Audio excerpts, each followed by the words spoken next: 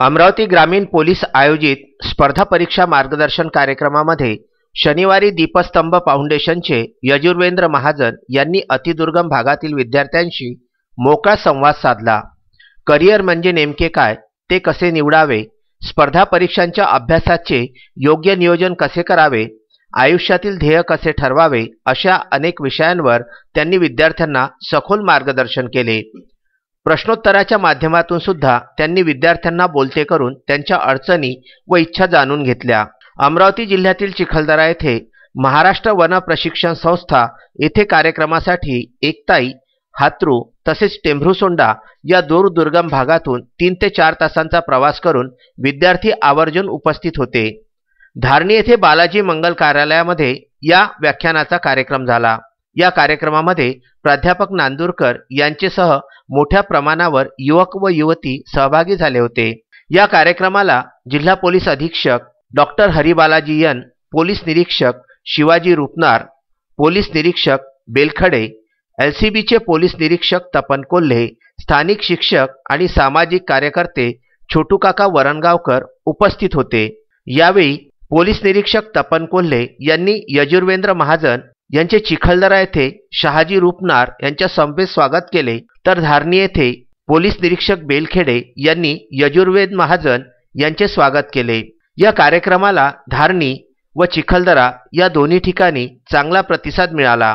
दीपस्तंभ फाउंडेशन जळगाव येथील संचालक व संस्थापक असलेले यजुर्वेंद्र महाजन हे स्पर्धा परीक्षा मार्गदर्शन केंद्र जळगाव येथे चालवितात।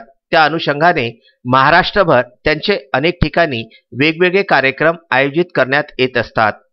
मेळघाटमधून विदर्भ न्यूज करिता तस्मीन शेख, सुलेमान मेमन व जुगल किशोर जयस्वाल यांचा हा वृत्तांत।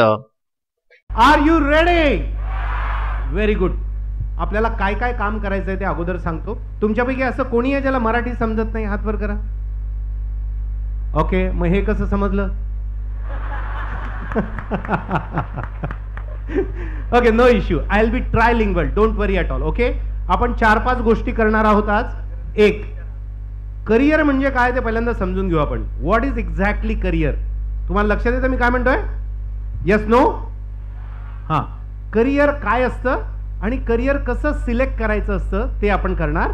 दुसरं आपण करणार की कॉम्पिटिटिव्ह एक्झाममध्ये जर करिअर करायचं असेल तर नेमक्या कोणत्या कॉम्पिटिटिव्ह एक्झाम्स आपण सिलेक्ट करायच्या त्याच्यावर I will be talking to you. Okay, is that okay?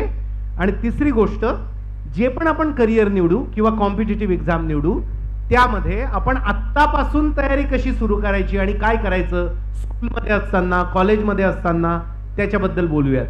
तुमच्यापैकी 12वी पास कोण कोण इथे आलेले? 12th पास, ज्यांचं 12th झालंय? ओके, तुमचे काही विषय राहिलेत का 12thचे? नाही ना? मग पूर्ण हात वर करायचा। असा हात याचा अर्थ 2 बॅक आहेत। हे लाईक धिस, माझ्याकडे बघा, लुक ॲट मी। असा हात म्हणजे 2 बॅक, ATKT। ओके ओके, इकडे बघा माझं बोट कसं आहे। ए बाबा मला घे क्लोजअप। ए राजा, मला हां हां, माझ्या हाताकडे बघा, माझ्या हाताकडे बघा। ठीक, ओके, हात खाली घ्या। ठीक आहे बेटा, आता मी तुम्हाला फास्ट सांगतो करिअर काय असतं। ठीक आहे, तर करिअर काय असतं माहितीये? आपल्याला असं लहानपणापासून शिकवलं गेलंय की करिअर म्हणजे फक्त नोकरी असते। लक्षात येत आहे? आणि ती पण फक्त सरकारी असते। तुमच्या लक्षात येत आहे? आधीपासून ना आपल्याला काही गोष्टी अशा टाकून ठेवल्या आहेत। तर करिअर म्हणजे नोकरी, व्यवसाय, याच्या पलीकडे काय असतं माहितीये? तुम्हाला काय करावंसं वाटतं आणि दुसरी गोष्ट तुमच्यात काय आहे। तुमच्यात काय याचा अर्थ समजतो? म्हणजे ही दीदी आणि मी वेगळा आहे, ही दीदी वेगळी आहे, ही दीदी वेगळी आहे, हे वेगळे आहेत, तुम्ही आपण सगळे वेगवेगळे आहोत बेटा, आपण सारखे नाही। जसं तुम्हाला सीईओनी सांगितलं की मित्राने इन्स्ट्रुमेंटेशन घेतलं म्हणून त्यांनी इन्स्ट्रुमेंटेशन घेतलं, आपण आजपर्यंत हेच करतोय। आपण शाळा, कॉलेज, क्लास, करिअर निवडताना आपली मैत्रीण काय करते, आपला मित्र काय करतो, आपल्या सिनियरने काय केलं होतं, तेच आपण करण्याचा प्रयत्न करतो आणि तिथे आपण फसतो. का माहितीये? आपण प्रत्येक जण वेगळे आहोत बेटा.